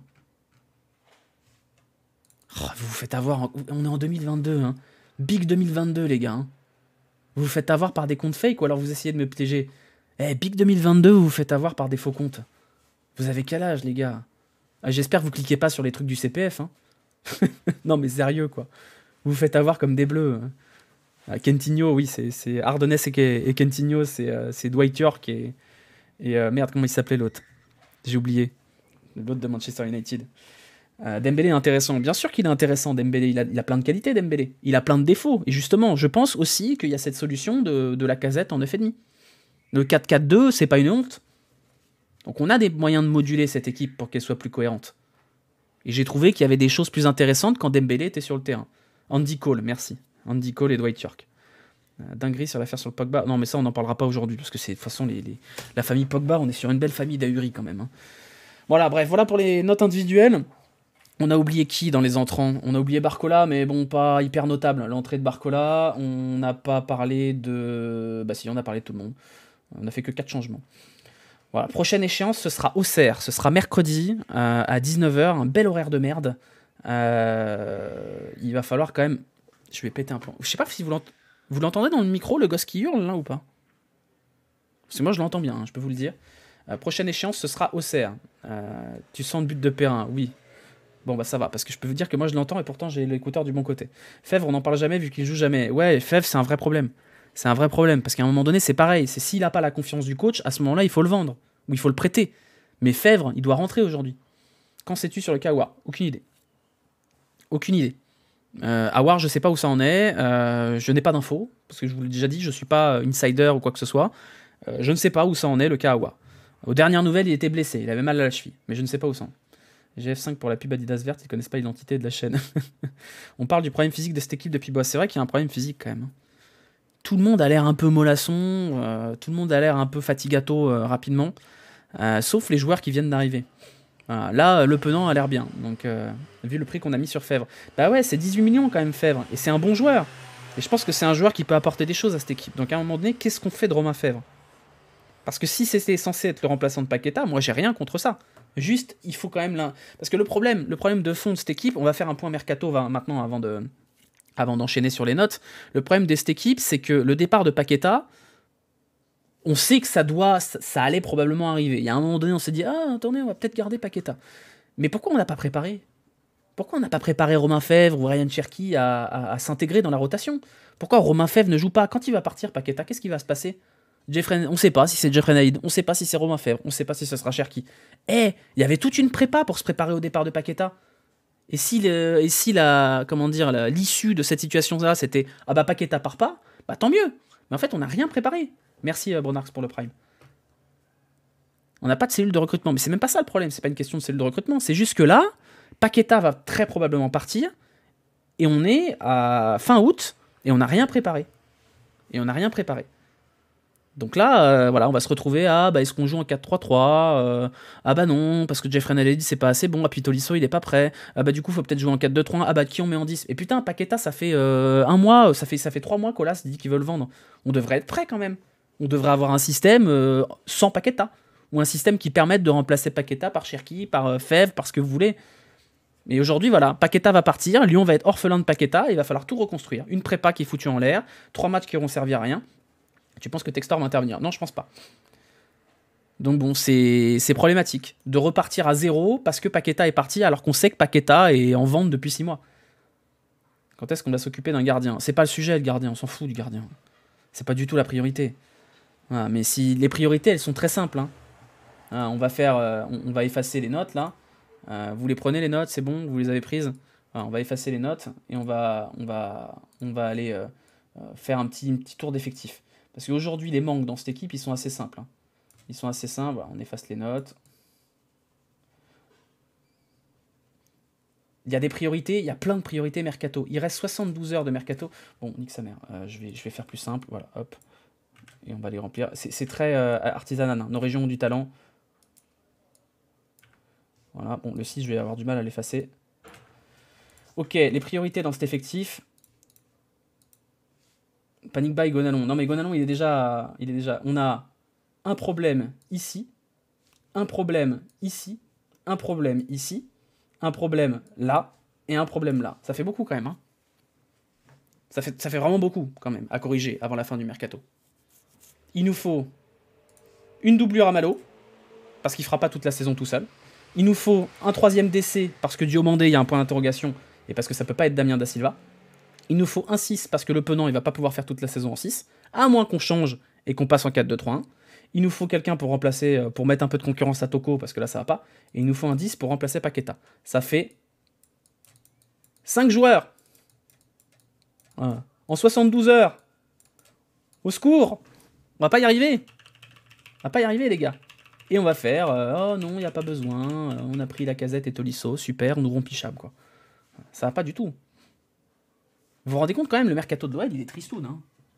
On a pris Tagliafico, c'est bien. Tagliafico, c'est bien. Le Penant, c'est bien. Tolisso, pour l'interrogation, est-ce que c'est vraiment bien Tolisso? Dans l'absolu, oui. Mais est-ce que c'est bien pour l'équipe type? Non. Et Lacazette, c'est top, super. Mais du coup, ça fait 3 recrues. 3 recrues, sachant qu'on a perdu Dubois, et en fait, on a tous crié joie quand Dubois est parti. Sauf que Dubois, on l'a pas remplacé. Dubois n'a pas été compensé, son départ. Alors que c'était un gros salaire. Et à quoi ça sert de vendre Dubois si c'est pour rester à poil sur le côté droit de la défense? Du coup, ça sert à quoi de vendre Dubois? Autant le garder, Dubois. Autant le garder en doublure de Malo Gusto. Ça sert à rien. Donc il y a un problème là. Thiago Mendes, vous vous rappelez, on disait ah, Issa Diop, etc., etc. Puis finalement, il n'y a pas de recrue. Merci Miko Watch. Qui veut venir dans cette OL sans Coupe d'Europe? Mais Fabien Santonze, il veut venir. Issa Diop, il veut venir. Il y en a des mecs qui veulent venir. Il y a du fric en plus. Dubois, ça fait 1000 ans qu'il est parti, il n'y a toujours pas de doublure à Malo Gusto, quoi. Demain, Malo Gusto est blessé, on est à poil. Vous vous rendez compte quand même que on nous a expliqué que la doublure de Malo Gusto, c'était Enrique. Enrique qui est gaucher, et qui est déjà même pas une doublure crédible à gauche. Voilà, donc on a une doublure ici, on a non, Enrique c'est bien là, puis c'est bien là aussi. Puis Enrique, il va être doublure en défense centrale, puis si jamais Riou se blesse, on mettra Enrique au but aussi, ça suffit. Enrique, alors je trouve Enrique plutôt satisfaisant dans ce qu'il a fait, mais Enrique, c'est quand même un mec qui arrivait gratos de D2 brésilienne. Hein. Et c'est ça, donc Enrique, on nous donne ça comme concurrent crédible à un poste si jamais il y a un blessé quelque part. Bon, voilà, donc un mec qui vient de Vasco da Gama en D2 brésilienne. Il est bien Enrique, hein, je le critique pas. Il est très bien en doublure à gauche. Mais vous pensez vraiment que demain, on va aller jouer le Paris Saint-Germain avec Enrique titulaire à droite parce que Malo Gusto, il a une entorse? Bon, on va rigoler les gars, hein. On va rigoler très fort. Hein, Neymar contre Enrique sur son faux pied. Voilà, donc à un moment donné... Cette équipe, en fait, c'est même pas une question d'ambition. C'est une question de cul entre deux chaises. Parce que moi, ça me dérange pas que cette équipe, elle nous dise ok, on va pas beaucoup dépenser, mais du coup, on va mettre ici Barcola. Là, on va faire confiance à Lomami. Ici, on va faire confiance à El Arouche. Et propulser ces mecs-là dans la rotation, trop tôt, probablement. Mais au moins, c'est pour de vrai. Non, là, Malo, il n'y a pas de doublure. Lomami, il n'existe pas. Demain, Malo se blesse, il n'y a pas de vraie doublure. Demain, JRA se blesse, il n'y a plus de créateur. Donc, il y a un vrai problème. 72 heures de mercato, on va rigoler, les gars, hein, parce que ça n'a pas l'air de s'agiter de ouf. Hein. Voilà, donc, so much pour les ambitions de podium, parce qu'aujourd'hui, l'OL n'a pas un effectif pour aller jouer le podium, n'a pas un coach pour aller jouer le podium, donc on va être dans la merde. On va être dans la merde, voilà. Allez, Jurigno, et après on remballe, et on fera un petit point Ligue 1 après. Alors, le Jurigno, faut que je le mette en route. Voilà, hop, Jurigno. On va se faire un petit Jurigno. Alors, il faut juste que je trouve... Je l'ai pas... Merde, putain, je l'ai supprimé, je suis un con. Alors, je vais le remettre, hein, c'est pas grave. Alors, capture de fenêtre. Tac. Chrome. Et on va mettre le Jurigno. Ouais, mais là, du coup, ça va pas du tout. Voilà. Alors, je vais vous envoyer le lien incessamment sous peu. Laissez-moi juste le temps de mettre ça en place. Voilà, le Jurigno, il est là. Je vous rappelle la règle du Jurigno. Vous prenez 5 joueurs, vous leur mettez -5 à +5, et ça vous permet de donner des notes de grosso modo les joueurs qui ont le plus pesé sur la rencontre, que ce soit positif ou négatif. Donc on va le faire ensemble. Et comment la hype de juin-juillet est vite redescendue. Alors, franchement, si vous êtes hypé en juin-juillet, c'est que vous avez raté quelque chose. Moi aussi, j'avais envie d'être hypé. Hein. Moi aussi, j'avais envie de croire en cette équipe. Que des moins IMO. Non, vous êtes dur. Vous êtes dur. Question tout à fait honnête, au vu de sa galère, n'est-ce pas l'heure de vendre son cul et sa dignité pour Jason Denayer? Non, je pense que Jason Denayer, il reviendra pas. Pour moi, il y a quand même 2 joueurs qui pèsent fort sur la rencontre. C'est Dembélé, parce que son entrée est gagnante, et c'est Le Penant. Ensuite, il y a 2 autres joueurs qui pèsent très négativement sur la rencontre. C'est Jeffrey Adelaide et Toko. À partir de là, je pense qu'on a à peu près fait le tour. La question, c'est de savoir, est-ce qu'on met un +1 et un +2 à Cherki, ou est-ce qu'on met un -2 à Tolisso? C'est ça la question. Moi, je serais plutôt d'avis de mettre une note négative à Tolisso. Ryu le 5. Bah, on va pas mettre +5 à Ryu, vous êtes fous. Tolisso, je mettrais -2. Toko Ekambi, -5. Jeffrey Adelaide, -5. Le Penant, on va mettre +3. Et Dembélé, +3, parce qu'il peut difficilement faire mieux, hein, quand même. Dembélé dans sa rentrée. Ça me semble pas mal. Ça me semble pas mal. Ça me fait un peu chier de pas mettre un plus à Cherki, parce que je pense qu'il mérite, parce que c'est aussi lui qui pèse sur la rencontre. +1 à Ryu et -2 à Coco et Alex. Lukeba en 6. J'ai trouvé son match... Ouais, les gens... non, en 6. Qu'est-ce que tu parles de Lukeba en 6? Ryu dans les 5. Non, Ryu, pour moi, il pèse pas suffisamment sur la rencontre pour compter dans les 5. Lukeba en moins, ouais, Lukeba, d'ailleurs, on le voit, il a 4,5, il doit être dans les moins, Lukeba. Pas beaucoup, mais il est à -82. C'est logique, hein, on l'a tellement encensé, Lukeba, qu'il faut le dire quand les matchs sont pas bons. Ryan à la place de Coco, ouais. On va mettre Cherki, on va lui mettre +2 à Cherki. Ça me semble plutôt logique. Voilà, faites le vote de votre côté. Attendez, ouais, ça se joue entre Tolisso et Cherki, hein, le négatif. Toko a passé dernier après ce match, mais Lopez, -2200 en un match. Bah, il coûte le match, hein, Lopez. Il coûte le match. Enfin, c'est catastrophique quand même sa sortie. Après, c'était le premier match. Vous savez, ces notes-là, elles sont tempérées par l'importance du match. Le premier match de la saison, il est plus important que ceux d'après. C'est logique. Il y avait 450 votes, là, il n'y en a que 140. C'est logique. Lacazette en moins. Lacazette, il est transparent hein, sur ce match. Il n'est pas mauvais, il est transparent. Alors, c'est pas suffisant pour lui, mais c'est pas celui qui pèse le plus sur la rencontre, je pense. Voilà. Voilà pour le Girigno. Ça nous met toujours Yohan Le Penant très très haut, avec Tété et Lacazette. Et tout en bas, il y a match entre Lopez et Toko Ekambi. Lopez, ça va remonter. Hein. Ça va remonter, je pense. Mais Toko Ekambi, il faudra aller les chercher quand même. Il faudra aller les chercher. Puis il y a vraiment une courbe qui est très négative pour Toko Ekambi. J'ai bien cru qu'il allait nous sauver à la fin. Bah, moi aussi. Surtout que c'est très Toko Ekambi de jinxer comme ça. Hop, voilà. Je vais aller rechercher les résultats de la journée pour qu'on parle un petit point Ligue 1. Ah bah vous l'avez en plus de toute façon le point Ligue 1 là. Non, c'est pas ce que je voulais faire, c'est pas grave. Hop. On va se faire un petit point Ligue 1. Puisqu'on a des beaux résultats dont il faut qu'on parle. J'ai pas vu tous les matchs, hein, je vais pas vous mentir. J'ai pas vu tous les matchs. Alors, résultats, voilà, on va se les mettre dans l'ordre. Seulement 4 rouges. Ouais, c'est presque pas beaucoup. Hein. Voilà, le point Ligue 1 avec les beaux flash résultats. Un jour, il y aura des beaux visuels, mais pas aujourd'hui. Alors, on avait commencé par Lille-Ajaccio. C'était pas un match très intéressant, Lille-Ajaccio. Lille n'a pas été foncièrement incroyable, mais Ajaccio, c'est quand même giga faible, on va pas se mentir. Ajaccio, c'est très très faible. Ça y va tout droit. Auxerre-Strasbourg, surprise. Et Strasbourg, ça va pas très bien. Les notes de l'équipe sont sorties. Ah, mais on verra plus tard. Lille-Ajaccio, j'ai ronflé. Ouais, alors j'ai ronflé aussi, mais 4 buts quand même. Hein. L'équipe qui donne 2 à Lukeba et Toko, c'est logique. Auxerre-Strasbourg, bah finalement, c'est pas si mal, Auxerre. Bon, après, c'est pas qu'ils ont chaté. Mais si vous regardez, je sais pas si on aura... Non, on n'aura pas les stats qui vont s'afficher. Mais c'était 7 tirs à 14. Hein. C'est un match pas en trompe-l'œil. Mais disons que Auxerre a vraiment maximisé ses chances. Mais c'est bien pour Auxerre parce que les points ils vont être durs à aller chercher. Donc voilà, Lens-Rennes, ça aurait pu être plus sévère pour Rennes. C'était pas bon, Rennes, tout simplement. Après, Lens est particulièrement au point quand même. Hein. Lens est particulièrement au point. On a eu une petite conférence de presse de Genesio qui a fait ouin-ouin. Donc ça, c'est cool. Les Rennais étaient pas contents. Maintenant, c'est pas grave. Hein. Vous savez, les Rennais, ils vont mettre 60 millions sur un joueur et puis ça sera reparti. Lens, c'est quand même du beau foot et je pense que le PSG, mis à part, bien évidemment, c'est l'équipe de Ligue 1 qui est la plus sympa à voir jouer. Qu'est-ce que c'est sympa de voir Lens jouer. C'est vraiment un bonheur. Et c'est cool de voir une équipe comme ça, capable de faire un peu vibrer, quoi. Alors, attendez. Ouais, il y a un truc qui va pas, là. Hop, voilà, c'est bon. C'est bon. Équipe extrêmement cohérente. Ouais, cohérente. Effectif cohérent également. Moi, je trouve que c'est très, très intéressant ce que fait Lens. Comme d'hab, il y aura forcément un trou d'air à un moment donné pour Lens. Hein. Mais il y a tout ce qu'il n'y a pas à Lyon. Il y a une cellule de recrutement qui va chercher des petits joueurs un peu paumés à droite à gauche, pas forcément jeunes en plus, qui sont intéressants. Il y a une identité de jeu. Et puis il y a des joueurs clutch, tout simplement. 3 Angers, j'ai pas vu le match, j'ai pas vu le multiplex, j'étais en train de regarder le vélo. Juste pour montrer que Angers c'est très très faible et qu'on va encore affronter une équipe le week-end prochain d'une grande faiblesse et on va encore trouver le moyen de se chier dessus. Angers c'est nul. C'est nul. Ça s'est fait tarter par 3 et regardez comme on a tarté 3 la semaine précédente en étant nul. Angers, je sais pas par quel truchement du destin ça va se passer, mais Angers va réussir à faire chier Lyon alors que c'est probablement l'une des équipes les plus faibles de la Ligue 1 sur ce début de saison. T'as zappé Nantes-Toulouse, ouais j'ai zappé Nantes-Toulouse, je vous avoue que je m'attendais à ce que Toulouse s'en sorte mieux que ça.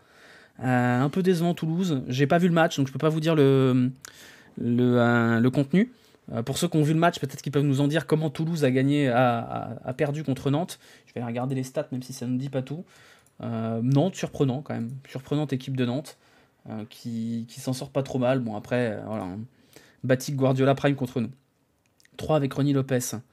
Ah putain, j'avais zappé ça. Ouais. Marseille, j'ai pas vu le match, mais sacré statement. Hein. Et vous voyez, je repense à un truc. Je repense à 1er juillet, Bruno Chéroux, qui se fout de la gueule du mercato de Marseille. Rappelez-vous, Marseille, ça fait 3-0 avec 3 buts des recrues. Voilà, qu'est-ce que vous voulez qu'on dise de plus? Moi, j'étais le premier à penser qu'Alexis Sanchez était cramé. Finalement, il n'est pas cramé. Tavares, j'étais le premier à penser que c'était pas ouf. Finalement, c'est pas mal. Bruno Chéroux, le 1er juillet, avant de partir au Club Med, il a fait ouais, Marseille, Sampaoli, hein, ils sont jaloux de notre mercato. Moi, je suis pas sûr qu'ils soient très jaloux de notre mercato aujourd'hui, les Marseillais. Hein. Voilà, donc Marseille, c'est cohérent. C'est cohérent. C'est pas le feu absolu. Et Nice, c'est pas bon. Oh là là, le projet niçois, il y a quelque chose qui va pas dans ce projet. Ratcliffe, il va péter un plomb sous peu. Le retour de Lucien Favre, c'est pas la folie, hein. Maintenant, voilà, Marseille c'est cohérent, mercato intéressant. Alors, ça nous empêchera pas de parler du fait que leur bilan comptable sur les 5 dernières années est ridicule et que la DNCG est une blague. Mais voilà, c'est le retour de karma pour s'être foutu de leur gueule. Parce que voilà, Bruno Chéroux, c'était bien la peine de se foutre de la gueule du mercato de l'OM pour recruter quasiment personne en 2 mois, pendant que l'OM, eux, se renforce avec des recrues qui pèsent. Voilà, donc j'étais sûr qu'Alexis Sanchez ne serait pas en mesure de peser autant qu'il devrait l'être, et en fait Alexis Sanchez il est giga fort, donc c'est cool. C'est cool pour eux, ça fait un peu chier, mais c'est cool pour eux. Le projet niçois ressemble de plus en plus au projet de l'OL. Bah ouais, c'est un effectif cohérent, sympa, et ça marche pas. Voilà. Lorient-Clermont, on s'en fout, et on va parler du match le plus rigolo de la journée. Brest-Montpellier.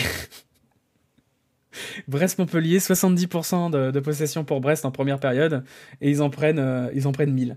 Les pauvres Brestois. 7-0 à domicile.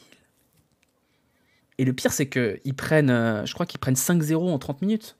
Un truc comme ça, Brest. Oh, les pauvres Brestois. Alors ça augure de rien du tout, hein, Brest. Hein. Mais vous savez, c'est des matchs comme ça qui comptent pour le goal average en fin de saison, quand même. Il n'y avait même pas Savanier. Montpellier, c'est même pas fort. Même Germain, il a marqué. Même Germain. Ah, mais moi, j'étais en live et je voyais le score qui montait. Je me disais, mais qu'est-ce que c'est que ce bordel? 3-0 en 11 minutes, 5-0 en une demi-heure. Terrible. Pourtant, sur le début de saison, Montpellier, c'était bof. Ah ouais, c'était sacrément bof. Montpellier, ils étaient sur un run depuis le début d'année 2022 qui était désastreux. Donc, waouh, dur quand même. Hein. Bon, ce soir, on aura Monaco-PSG. La seule question, c'est de savoir combien on va en prendre Monaco. Je suis à peu près... je vous avais dit la saison... Alors, j'ai fait le point. Il faudrait que je réenregistre cette séquence-là pour qu'on se moque de moi sur les prédictions, parce que sur les matchs précédents, j'avais bon que sur Lille-PSG. Hein.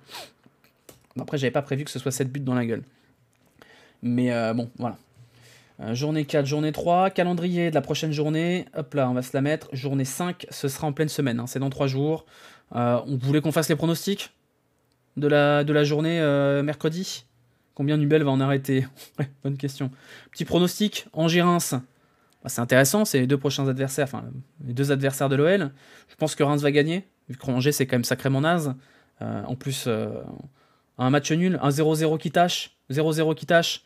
Allez, vous savez quoi? On va se les mettre... comment je pourrais faire? Je peux pas écrire sur mon écran, tant pis. On va dire 0-0 Angers-Reims. Allez, 0-0 Angers-Reims. Lyon-Auxerre, on doit quand même être en mesure de battre Auxerre à domicile. Donc quand même, on va dire 2-0. 2-0 Lyon-Auxerre quand même. Hein? Capture d'écran dans Paint. Ouais, on va faire ça. On va faire ça, capture d'écran dans Paint. Hop, voilà. Monaco-Strasbourg, tac. Non, laissez-moi 2 secondes le temps de le faire. Et ça va arriver incessamment sous peu.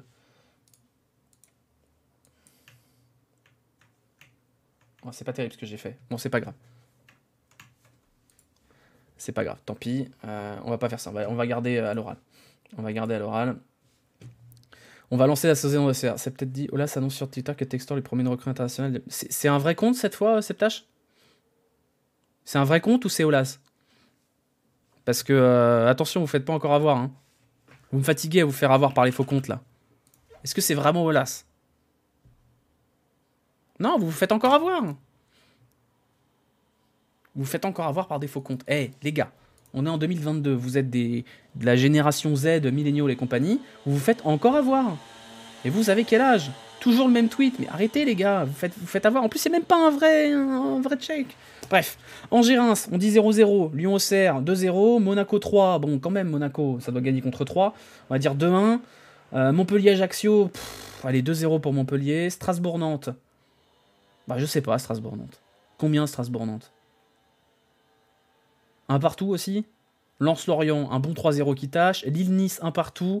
Marseille-Clermont, 4-0. Et Rennes-Brest, un partout. Brest qui se remet. Et PSG-Toulouse, Toulouse-PSG, 4-0 pour Paris. Voilà, ça vous va? On refait dans l'ordre. 2-1 Nantes, vous me dites? Contre Strasbourg, j'y crois pas. Camara qui prend 6-0 avec Saint-Etienne et qui prend 7-0 en arrivant à Brest. Ouais, c'est pas mal, Camara. Sa vie en ce moment, elle est cool. Allez, dans l'ordre, on la refait pour pouvoir le clipper et la réutiliser au prochain débrief.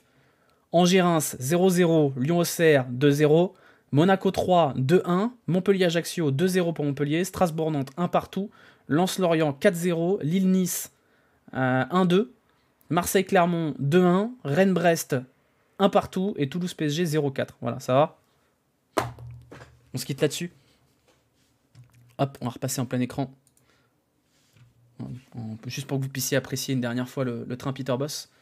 Voilà, prochain rendez-vous, prochain débrief, ce sera mercredi soir à 21h, après le match contre Auxerre. Le prochain live, ce sera probablement un live nocturne demain ou après-demain. Voilà, tu vois Nice gagner à Lille. Ouais, upset. Voilà. Prochain live, ce sera live nocturne, probablement mardi soir, peut-être pas, on verra. En tout cas, prochain débrief, ce sera mercredi à 21h, après le match contre Auxerre. Ensuite, il n'y aura pas de débrief, ou probablement pas le week-end suivant, puisque comme vous le savez probablement maintenant, il y aura une émission présentée par Zach sur sa chaîne, en partenariat avec Adidas, les Nuits Sonores et l'Olympique Lyonnais, en direct du HIT de Lyon, où on aura une petite émission de 2 heures, où on parlera de foot, de l'OL, des petits quiz, des petits jeux. Tous ensemble, il y aura moi, il y aura Willou, il y aura Zach, il y aura d'autres invités que je lui laisse le soin de vous présenter. Voilà, donc il y aura un programme peut-être un peu allégé de stream ce week-end puisque je serai à Lyon. Il y aura peut-être le débrief contre Lyon-Angers, ça dépendra des débriefs pour le match en retard. Oui, il y aura un débrief pour le match en retard. Oui. Le débrief pour le match en retard, ce sera dans la foulée du match en retard. Voilà pour le programme. Pensez à vous abonner à la chaîne YouTube. Pour ceux qui arrivent à la bourre, qui prennent que maintenant, il y aura le replay sur YouTube dans la soirée. Il sera dispo dans la soirée, juste le temps de l'uploader et de le cut. Voilà, pensez à vous abonner à YouTube, à lâcher les petits pouces bleus, ça fait pas de mal. J'essaye de pousser un peu la chaîne YouTube, histoire de prendre un peu le créneau. Hein. Ce live était dédié à Charles Leclerc qui apprend sur Canal qu'il est rétrogradé. Voilà.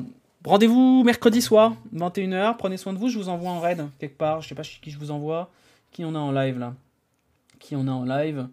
Vous voulez aller pleurer sur la F1? Vous voulez aller pleurer sur la F1? Je vous envoie chez Alex Caldi. Non, je vous envoie chez un copain. Je vous envoie chez un copain qui fait du GeoGuessr. Merci à vous. Rendez-vous mercredi. N'oubliez pas de follow la chaîne. N'oubliez pas de lâcher le petit abonnement Prime si vous l'avez. Si vous l'avez pas, bah tant pis, gâchez pas votre argent. Polishko, non, on va pas faire ça. Je vous envoie chez Ripayou qui fait du GeoGuessr. Voilà, il est habitué. Vous lui mettez plein d'emojis de merde dans le chat.